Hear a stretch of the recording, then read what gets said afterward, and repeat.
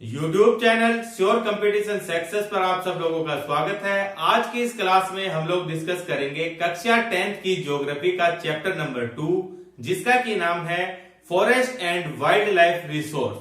इससे पहले इस चैप्टर के 2 पार्ट आ चुके हैं। अगर आप लोगों ने अब तक वो पार्ट नहीं देखे हैं तो पहले उन पार्ट को देख लें, ताकि आप लोग आगे के वीडियोज को अच्छी तरह से समझ पाए। तो आज के इस चैप्टर में, इस क्लास में हम लोग डिस्कस करेंगे कुछ ऐसे नेगेटिव फैक्टर के बारे में जो कि फ्लोरा और फ्यूना के डिप्लीशन के लिए जिम्मेवार है। ऐसे कुछ कारणों के विषय में हम लोग पढ़ने वाले हैं। तो देखिए, आज की इस क्लास में हम लोग क्या डिस्कस करेंगे। मैंने आपको बताया कि हम डिस्कस करेंगे कुछ नेगेटिव फैक्टर्स दैट कॉज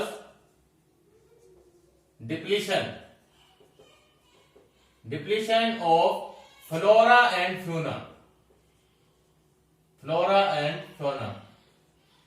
यानी कि कुछ ऐसे नेगेटिव फैक्टर जो कि वनस्पति और जो ये भाई प्राणी जात है, इनके डिप्लीशन यानी कि ह्रास, इनका जो कमी आ रही है इनके अंदर, यानी जो ह्रास हो रहा है इनकी पॉपुलेशन में, तो इसके लिए जो जिम्मेदार फैक्टर है उसके बारे में हम लोग डिस्कस करने वाले हैं। तो ऐसे कौन कौन से फैक्टर हैं वो अभी हम लोग पढ़ते हैं। देखिए एक एक करके। तो सबसे पहला जो फैक्टर है ये है कि देखिए transformation of nature into resource, यानी कि हमारी जो प्रकृति है, हमने हमारी प्रकृति को क्या बना दिया है, एक रिसोर्स के अंदर तब्दील कर दिया है। देखिए वैसे जो हमारी नेचर है ये हमेशा से ही एक इंसान के लिए, यानी कि मानव जाति के लिए हमेशा से एक संसाधन का काम करती रही है। मनुष्य जो है हर समय से ही पेड़ पौधों से, जंगलों से अपनी आवश्यकताओं की वस्तुओं की पूर्ति करता रहा है। और आप लोगों को पता है कि संसाधन क्या है। कोई भी वस्तु जो हमारे लिए उपयोगी हो वो क्या है, संसाधन है। तो आप जानते हैं कि पेड़ पौधों से मानव देखिए बहुत सारी चीजें ऐसी प्राप्त करता है जो कि उसके लिए एक संसाधन है। जैसे कि देखिए क्या क्या प्राप्त करता है। आप लोगों को पता है कि भाई पेड़ पौधों से लकड़ियां प्राप्त की जाती है। अब लकड़ियों से चाहे देखिए कोई फर्नीचर की वस्तुएं बनाई जाए या फिर लकड़ियों को जलाकर फ्यूल की तरह उनका इस्तेमाल किया जाए, दोनों ही केस में क्या है, ये एक संसाधन के रूप में काम कर रहे हैं। इसी प्रकार देखिए पेड़ पौधों से मिलती है हम लोगों को मेडिसिन, यानी कि जड़ी बूटियां भी पेड़ पौधों से मिलती हैं। जैसे कि नीम का पेड़ है, नीम के पेड़ की जो छाल है, पत्तियां हैं, इन सब का इस्तेमाल किया जाता है मेडिसिनल प्लांट की तरह से। ठीक है, तो बहुत से ऐसे एग्जाम्पल हैं जो कि पेड़ पौधों का इस्तेमाल किया जाता है मेडिसिन की तरह। उसी तरह से देखिए जो पेड़ पौधों की छाल है, जैसे कि जो बार्क है, छाल, जैसे कि मलेरिया जो डिजीज है उसकी औषधि बनती है किससे, जो सिनकोना है उसकी छाल से ही बनती है। तो कुनेर नाम की औषधि बनती है। तो जैसे कि बार्क, जो छाल है पेड़ की, ये भी क्या है, एक संसाधन ही है जो कि हमें पेड़ पौधों से मिलता है। या फिर यूं कहिए कि ये ऐसी मैं कारण बता रहा हूं, ऐसे जो कारण है जिनकी वजह से जो इंसान है उन्होंने क्या किया है कि जो हमारी नेचर है इसको रिसोर्स की तरह से इस्तेमाल करना प्रारंभ किया है। क्यों किया है, क्योंकि इंसानों को चाहिए लकड़ियां, चाहिए दवाइयां, चाहिए पेड़ पौधों से, छाल चाहिए, उनकी पत्तियां चाहिए। ठीक है, पत्तियों से भी कुछ ना कुछ बनाया जाता है। कुछ पेड़ पौधों से आप लोग देखेंगे कि एक चिपचिपा लिक्विड मटेरियल निकाला जाता है जिससे कि रबर बनता है। इसी तरह से पेड़ पौधों से आप लोगों को पता है कि फूड आइटम भी रिसीव किए जाते हैं, जैसे कि फ्रूट वगैरह की ये सोर्स है प्लांट। इसी प्रकार से मैंने आपको बताया कि लकड़ियां चाहे फर्नीचर के लिए इस्तेमाल हो या फिर फ्यूल के लिए भी क्या किया जा रहा है कि पेड़ पौधों, जंगलों की कटाई की जा रही है अपनी आवश्यकताओं की पूर्ति के लिए। इसी तरह से ही देखिए चारे की व्यवस्था भी की जाती है पेड़ पौधों की कटाई द्वारा। तो इन सब कारणों से क्या हुआ है कि जो ह्यूमन बीइंग है, इंसान, इसने क्या किया है कि प्रकृति को किसके अंदर कन्वर्ट कर दिया है, एक रिसोर्स के अंदर कन्वर्ट कर दिया है। ठीक है, अपनी आवश्यकताओं की पूर्ति के लिए क्या किया कि जो प्रकृति है, जो नेचर है, इसको ट्रांसफॉर्म कर दिया है किसके अंदर, एक रिसोर्स के अंदर। अब भैया जब रिसोर्स ये बन गई है तो क्या है, इसका लगातार तेजी से दोहन किया जा रहा है, जिसका नतीजा क्या है, ये सब चीजें किससे प्राप्त होती है, पेड़ पौधों से प्राप्त होती है। पेड़ पौधे क्या कहलाते हैं, बड़े रूप में फॉरेस्ट कहलाते हैं। जंगलों की कटाई हो रही है इन आवश्यकताओं की पूर्ति के लिए। जब फॉरेस्ट की इस तरह से भाई कटाई हो रही है, डिफोरेस्टेशन हो रहा है, तो जो वाइल्ड लाइफ है, जो जंगली जीव जंतु है, इनका क्या है कि जो नेचुरल हैबिटेट है ये खत्म हो रहा है। तो जिसकी वजह से क्या है कि ये दोनों ही चीज यानी कि फ्लोरा और फौना जो है ये दोनों ही खतरे में पड़ रहे हैं इसकी वजह से। और देखिए ये जो चीज है यानी कि प्रकृति का जो नेचर का इस तरह से जो दोहन किया जा रहा है, ये कोई नई बात नहीं है।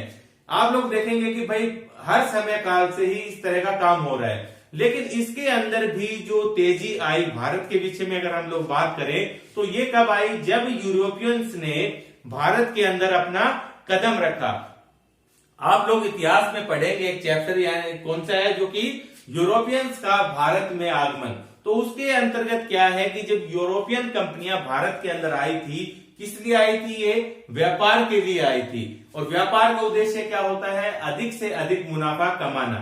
तो इस तरह से आप लोगों को पता है कि जो ब्रिटिशर्स हैं इन्होंने भारत को अपना गुलाम बना लिया था, पूरी तरह से अधिकार कर लिया था और अधिक से अधिक मुनाफा कमाने के लिए किस तरह से भारत का शोषण किया। अब भारत का शोषण किया तो इसका मतलब ये नहीं है कि केवल यहाँ के भारतीय नागरिकों का शोषण किया गया। अधिक मुनाफा कमाने के चक्कर में भारत की हर एक चीज का, भारत के जितने भी रिसोर्स थे, इनका हर तरीके से दोहन किया गया। किस लिए, अधिक से अधिक मुनाफा कमाने के लिए। तो मैं कह सकता हूं कि जो कॉलोनियल पीरियड था, इसके अंदर क्या हुआ कि भारत का जो सर्वाधिक दोहन हुआ रिसोर्स की तरह से, तो इस प्रकार से। तो इसके चक्कर में ही क्या हुआ, देखिए जब दोहन किया जाता है कि तो दोहन देखिए कई कारणों से किया जाता है, यानी कि चाहे माइनिंग के द्वारा किया जाए तो ये भी क्या करता है कि प्रकृति को नुकसान पहुंचाता है, डिफोरेस्टेशन करता है, जीव जंतुओं का जो नेचुरल हैबिटेट है इसको खत्म करता है। तो ये और देखेंगे कि किस तरह से जो कॉलोनियल पीरियड था, यानी जब यूरोपियंस भारत के अंदर आए थे, तो इस चीज का क्या संबंध है कि किस तरह से फ्लोरा और जो फौना है ये किस तरह से अफेक्ट हुई। तो इसकी अगर बात करें तो देखिए आप लोगों को पता है कि कॉलोनियल पीरियड में क्या किया गया था, अंग्रेजों के द्वारा रेलवे लाइन बिछाई गई थी। हर जगह जहां से भी वो भाई भारत के अंदर से अपने प्रॉफिट का कोई सौदा निकाल पाते थे, तो वहां तक देखिए आसानी से पहुंच बनाने के लिए क्या किया, इन्होंने रेल मार्गों का विकास किया। हर जगह पर रेल लाइन उन्होंने बिछाई। और रेल लाइन ऐसे ही नहीं बिछ जाती है, इसके लिए क्या किया गया, बहुत सारे जो जंगल थे इनकी कटाई की गई, भूमि को वहां से जैसे कि समतल बनाया गया, फिर वहां पर रेलवे लाइन बिछाई गई इस तरह से। उसके बाद देखिए कॉमर्शियल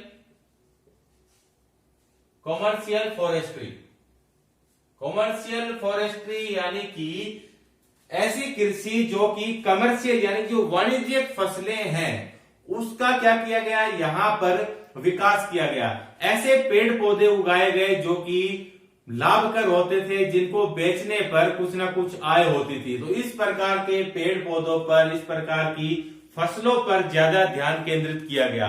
जैसे कि देखिए कोई फायदे वाली फसल है, कॉफी की फसल है, चाय की फसल है, या इस तरीके के क्या किए गए, कृषि या फिर फॉरेस्ट्री के काम किए गए जो कि फायदा था।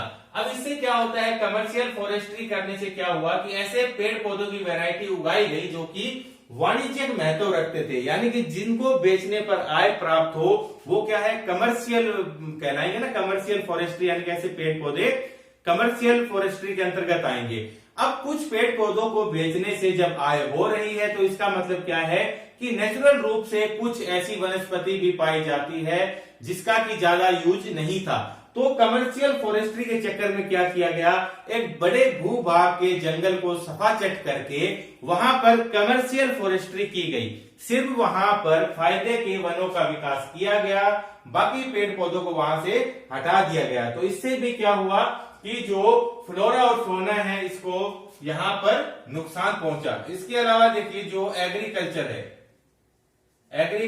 है, इससे भी क्या होता है, एग्रीकल्चर यानी कि जब जनता को खाने के लिए अन्न चाहिए तो क्या करना होगा कि जो कृषि योग्य भूमि है इसको बढ़ाना होगा। कृषि योग्य भूमि को बढ़ाने के लिए क्या करना होगा कि जो फॉरेस्ट एरिया है इसको काट कर समतल कर कर यहाँ पर कृषि की जाएगी। तो जब एग्रीकल्चर एरिया बढ़ेगा तो इसका मतलब क्या है कि जो फॉरेस्ट वाला एरिया है वो कम हो रहा है। और कॉलोनियल पीरियड में जो यूरोपियन संघ के द्वारा क्या किया गया, माइनिंग एक्टिविटीज की गई। अब माइनिंग एक्टिविटी से भी क्या हुआ कि अभी बताया कि फ्लोरा और फ्यूना है इसको भी नुकसान पहुंचा। तो इस तरह से कह सकते हैं कि जो कॉलोनियल पीरियड है इसमें भी क्या हुआ कि इस तरह का नुकसान जो है प्रकृति के साथ ये तेजी से बढ़ा था। लेकिन ऐसा ही नहीं है, अंग्रेजों के जाने के बाद भी देखिए क्या हुआ था। आजादी के बाद भी हम लोग देखेंगे कि 1951 से 1980 का जो पीरियड है, 1951 से 1980 का जो पीरियड है, यहां पर भी देखेंगे कि भारत की बढ़ती जनसंख्या के लिए फूड अवेलेबल करवाने के लिए क्या किया गया कि जो एग्रीकल्चर लैंड है इसका इंक्रीज किया गया। और इसके चलते क्या हुआ कि जो फॉरेस्ट एरिया है इसके अंदर कमी आती है। जैसे कि अभी भी बताया, तो फॉरेस्ट सर्वे ऑफ इंडिया जो है, फॉरेस्ट सर्वे ऑफ इंडिया जो है, इसकी जो रिपोर्ट है ये बताती है कि 1951 से 1980 के बीच में जो भारत का फॉरेस्ट एरिया था 26,200 स्क्वायर किलोमीटर का जो फॉरेस्ट एरिया था, इसके अंदर क्या हुआ, कमी आई। कमी क्यों आई? क्योंकि जो एग्रीकल्चर लैंड है उसको बढ़ाया गया, जिसकी वजह से 26,200 स्क्वायर किलोमीटर का जो फॉरेस्ट एरिया था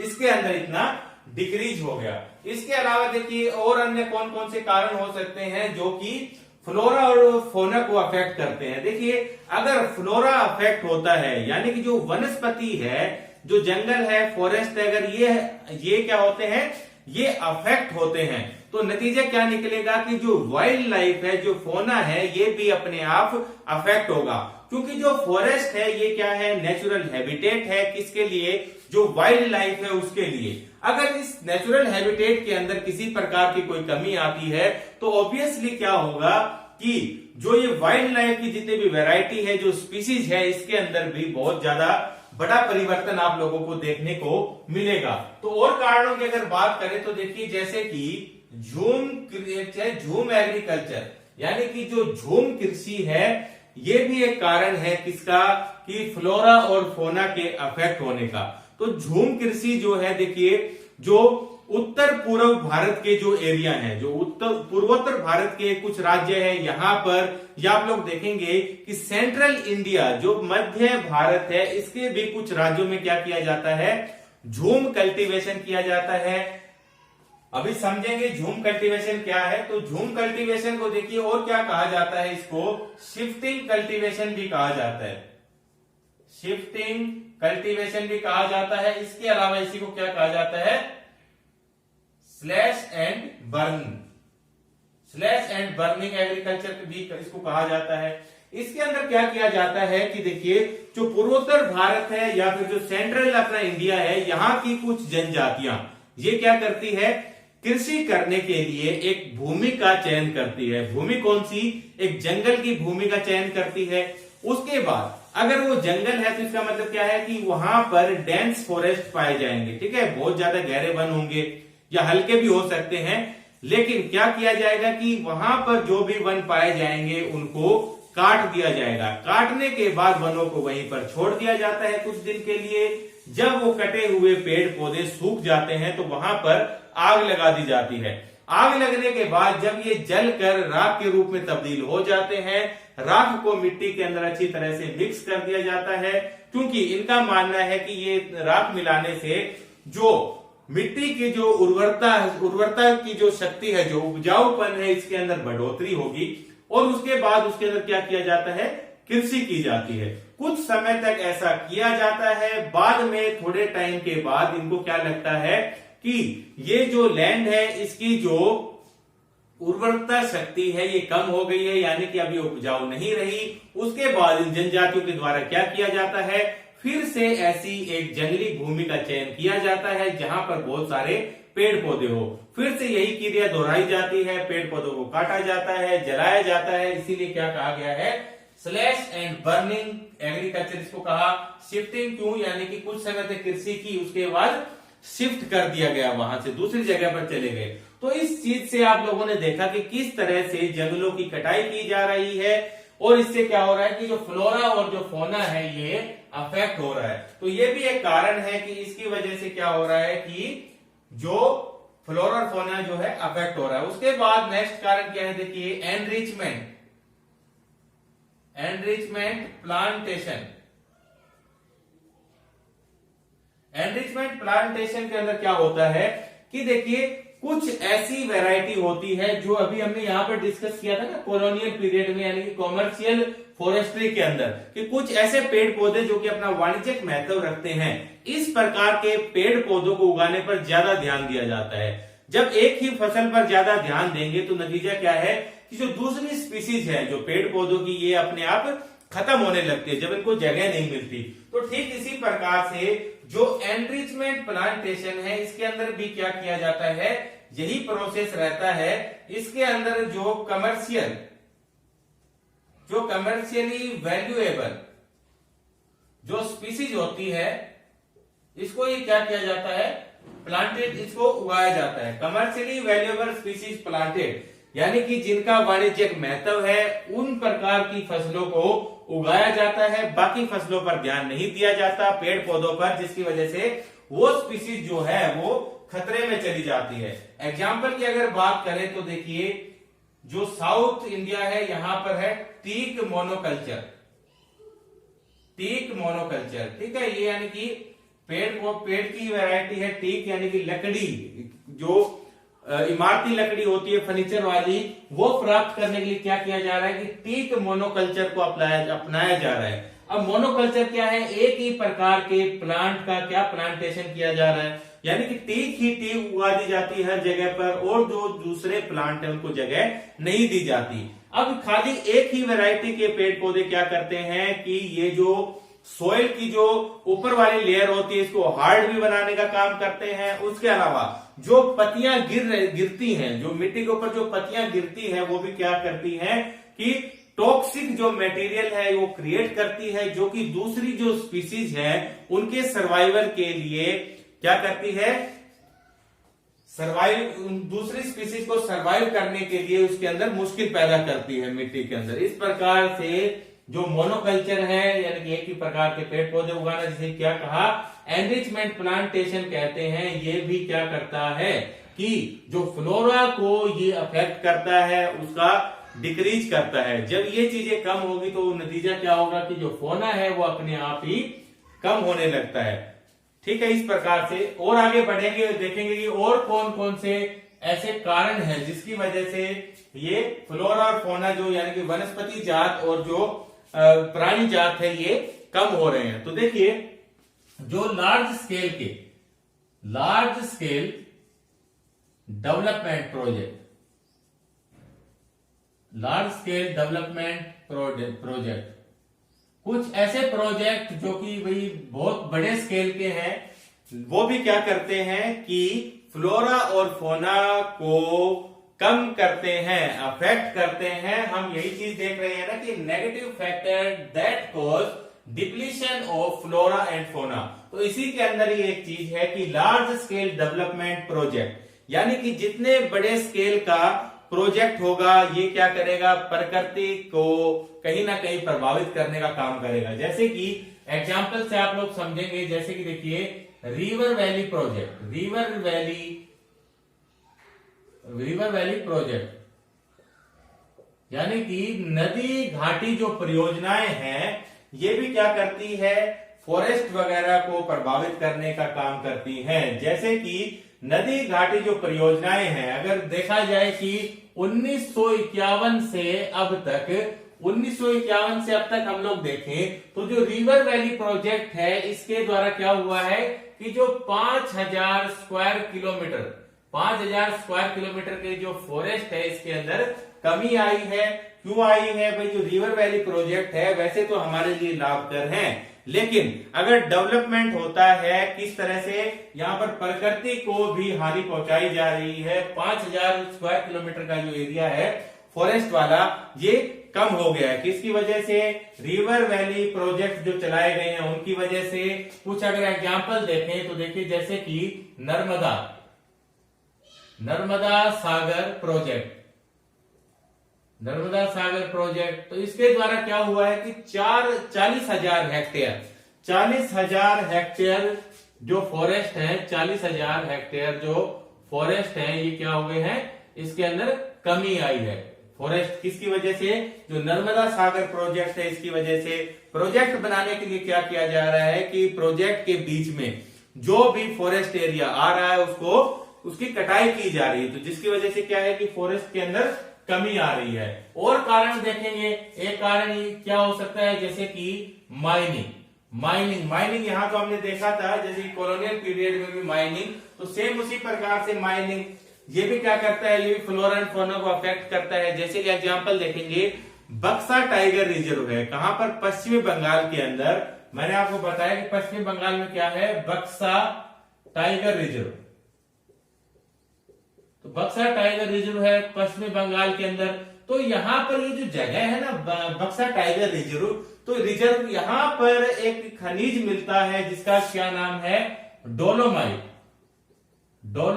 तो डोलोमाइट के लिए क्या किया जा रहा है, यहां पर खनन यानी कि माइनिंग का कार्य किया जा रहा है। और आपको पता है कि जब माइनिंग होगी तो वहां के पेड़ पौधों को हटा दिया जाएगा, जमीन को खोद दिया जाएगा, जिसकी वजह से क्या होगा, डोलोमाइट मिलेगा। अब डोलोमाइट तो मिलेगा, लेकिन उसी के साथ ही क्या होगा, देखिए जो नेचुरल हैबिटेट है, अब बक्सा टाइगर रिजर्व है, अगर यहाँ के पेड़ पौधे हटा दिए गए हैं, जमीन खोद दी गई है, तो जो नेचुरल हैबिटेट है ये खत्म हो जाएगा जानवरों का, ठीक है। उसके अलावा जो माइग्रेशन था, यानी कि अब बक्सा टाइगर रिजर्व है, इसका मतलब क्या है कि जो भी वाइल्ड लाइफ है वहां की, वो इधर उधर माइग्रेट करती रहती है। जब फॉरेस्ट हट गए हैं, वहां से माइनिंग कर दी गई है, खोद दिया गया है, तो जो माइग्रेशन रूट है, तो ये भी क्या है, ये भी अफेक्ट होता है, ये प्रभावित होता है। तो इसकी वजह से क्या होगा कि जो फ्लोरा और फौना है ये अफेक्ट होता है। इसके अलावा देखेंगे और कारण भी है, जैसे कि ग्रेजिंग, ओवर ग्रेजिंग, ठीक है, यानी कि अति पशुचारण। जब पशु बहुत ज्यादा चलते हैं तो उससे भी क्या है कि जो फ्लोरा और फौना है ये अफेक्ट होते हैं, ठीक है। जैसे कि पेड़ पौधों की कटाई हो गई है और फिर से वो पेड़ पौधे उगना चाह रहे हैं, तो छोटे छोटे साइज के हैं, पशुओं के द्वारा क्या किया जाता है, वो उसकी ग्रेजिंग की जाती है, चर लिया जाता है उनको, जिसकी वजह से वो पूरे पेड़ में तब्दील नहीं हो पाते हैं। वही उसके अलावा देखिए फ्यूल वुड, जलाऊ लकड़ियों के लिए, ईंधन के लिए क्या किया जा रहा है, पेड़ पौधों की कटाई की जाती है। जंगल में खूब सारे पेड़ पौधे काट दिए जाते हैं, किसके लिए, फ्यूल वुड प्राप्त करने के लिए, जलाऊ लकड़ियां प्राप्त करने के लिए, इस तरह से। तो सब देखिए, हम कह सकते हैं, अगर हम टोटल देखें जो अब तक हमने पढ़ा है, जो कारण पढ़े हैं, इनकी वजह से क्या होता है, तो अगर इसके सार की बात की जाए तो देखिए, तो सबसे पहला क्या है कि जो हैबिटेट है, देखिए पूरे में हमने पढ़ा है कि किस तरह से जो वन है, जो पेड़ पौधे हैं, फॉरेस्ट एरिया है, वो अफेक्ट होता है। अब फॉरेस्ट एरिया जब अफेक्ट होता है तो क्या होता है कि जो वाइल्ड लाइफ है, इसका जो हैबिटेट है, ये क्या होता है, हैबिटेट डिस्ट्रैक्शन होता है, यानी कि जो इनका नेचुरल हैबिटेट है ये खत्म हो जाता है। उसके अलावा क्या होता है, इसके अलावा देखिए और कौन कौन से कारण है जिसकी वजह से जो वाइल्ड लाइफ है ये खतरे में है। इसके अलावा आपको पता है जो मुख्य है ये क्या है, हंटिंग, यानी कि इनका शिकार किया जाता है वाइल्ड लाइफ का अवैध रूप से। शेर को उसकी खाल के लिए मार दिया जाता है, हाथी को उसके दांत के लिए मार दिया जाता है। उसके अलावा जो गैंडा है वो अपने सींग के लिए अपनी जान खो बैठता है, ठीक है। लोगों की अलग अलग मान्यता है, कुछ दवाई बनाने के लिए, सजावटी सामान बनाने के लिए इन जंगली जानवरों का शिकार किया जाता है, जिसकी वजह से जो बहुत सी स्पीसीज हैं वो एक्सटिंक्ट होने की कगार पर पहुंच गई है। इसके अलावा देखिए जो हंटिंग है या भाई पोचिंग, ठीक है, सेम सही है, तो इसके लिए क्या किया जाता है, जंगली जानवरों को मारा जाता है। उसके अलावा देखिए एनवायरमेंटल जो पोल्यूशन है, एनवायरमेंटल पोल्यूशन, कहीं पर भी हम लोग जब क्या करेंगे, प्रदूषण करेंगे, तो उसकी वजह से भी वाइल्ड लाइफ है वो अफेक्ट होती है। ठीक है, नदियों का ये एग्जाम्पल ले लीजिए। चैप्टर को जब शुरू किया था मैंने आपको बताया था कि भारत का जो जलीय जीव है, राष्ट्रीय जलीय जीव है गंगेटिक डॉल्फिन, ये साफ पानी के अंदर ही पाई जाती है।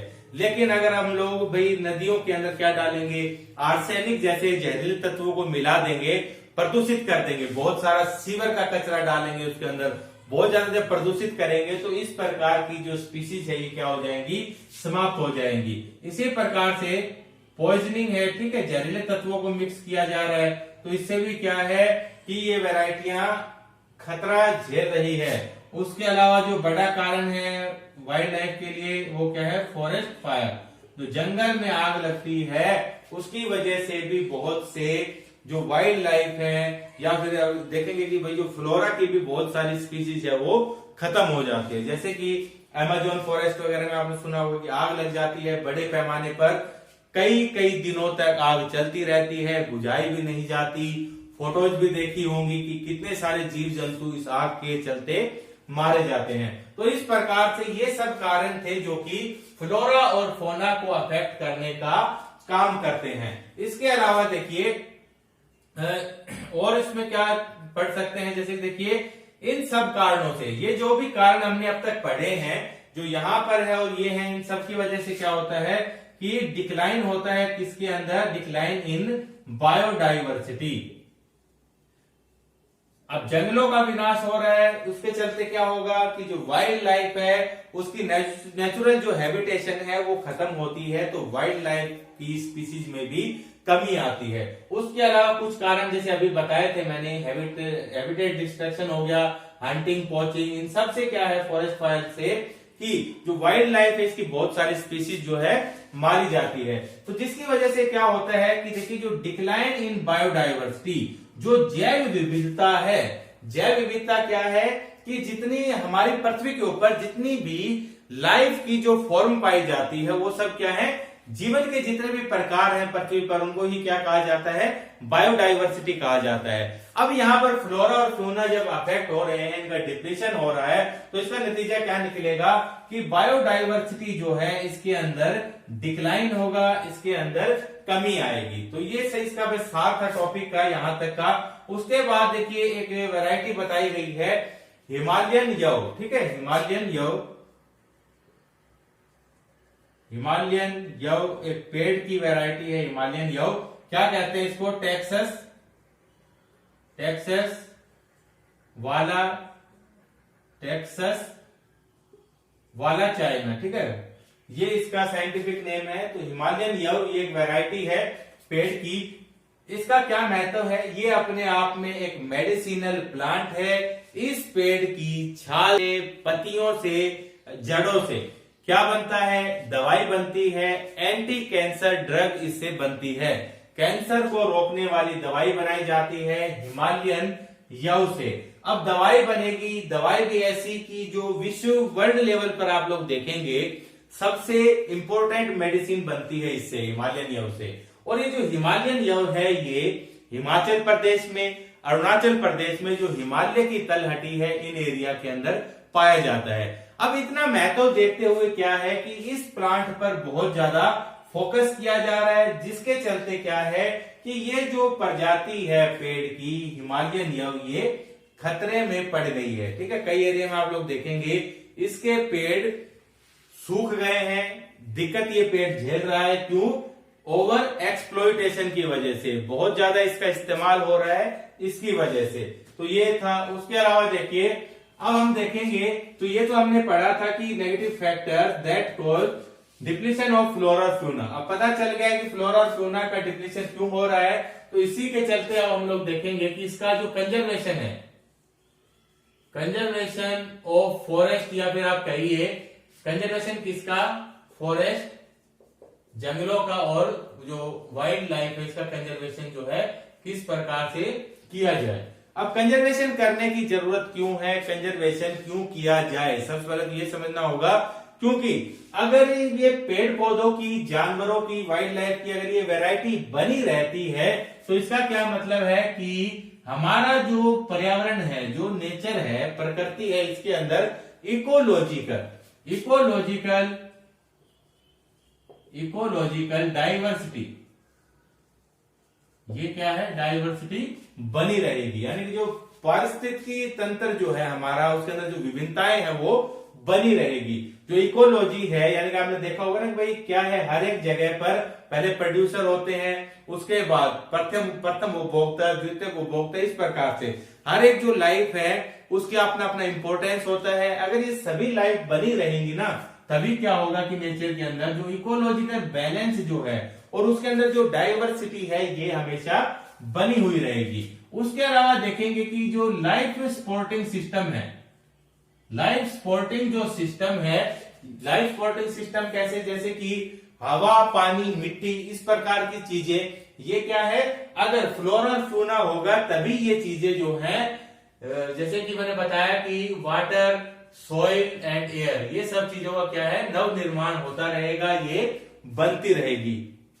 उसके अलावा क्यों जरूरी है, अगर जीव जंतु पेड़ पौधे रहेंगे तो इसका मतलब क्या है कि जेनेटिक, इसके अंदर क्या रहेगी, डाइवर्सिटी रहेगी।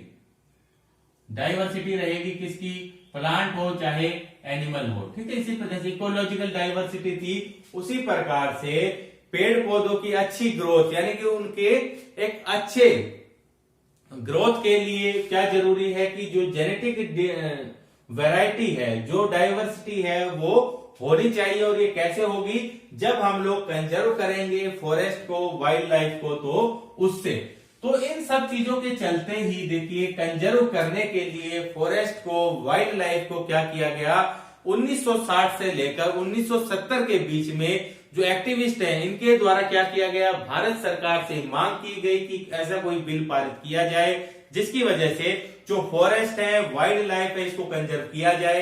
तो इसी के चलते ही 1972 के अंदर, 1972 के अंदर भारत सरकार के द्वारा एक एक्ट पारित किया गया, जिसे कि क्या कहते हैं, देखिए कब किया गया, 1972 के अंदर किया गया। इसको कहते हैं वाइल्ड लाइफ प्रोटेक्शन एक्ट, ठीक है, वाइल्ड लाइफ प्रोटेक्शन एक्ट, जो कि कब का है, 1972 का है। बहुत बार क्वेश्चन पूछा जाता है, ध्यान रखेंगे।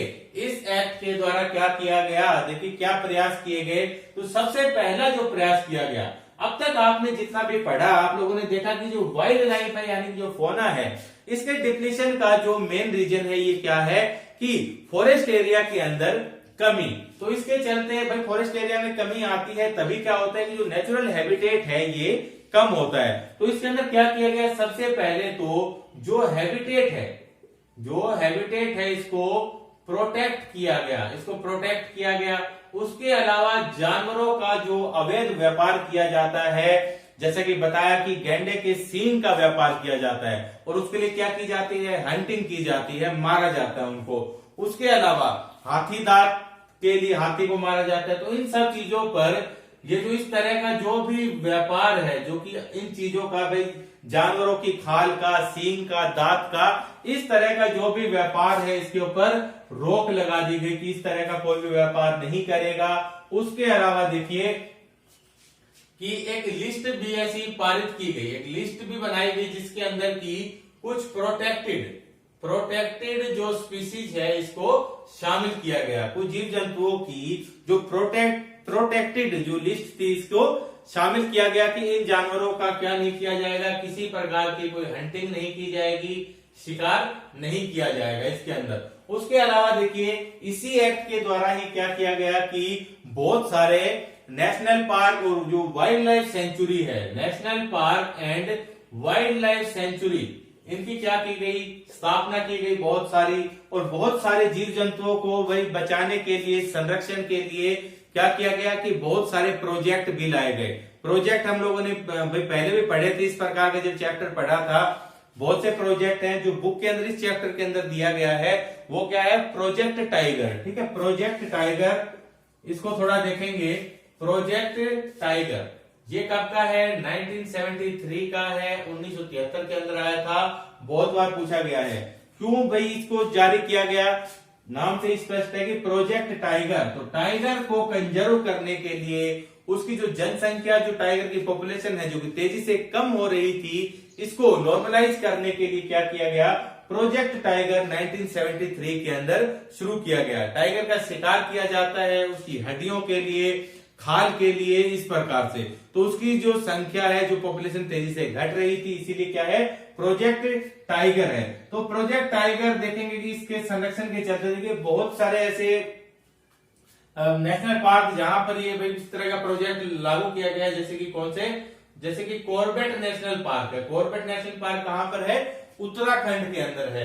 इसी प्रकार से देखिए सुंदरबन नेशनल पार्क ये कहां पर है, पश्चिमी बंगाल के अंदर है। इसी प्रकार से बांधवगढ़ ये कहां पर है, मध्य प्रदेश के अंदर बांधवगढ़ टाइगर रिजर्व। उसके अलावा सरिस्का टाइगर रिजर्व देखेंगे, सरिस्का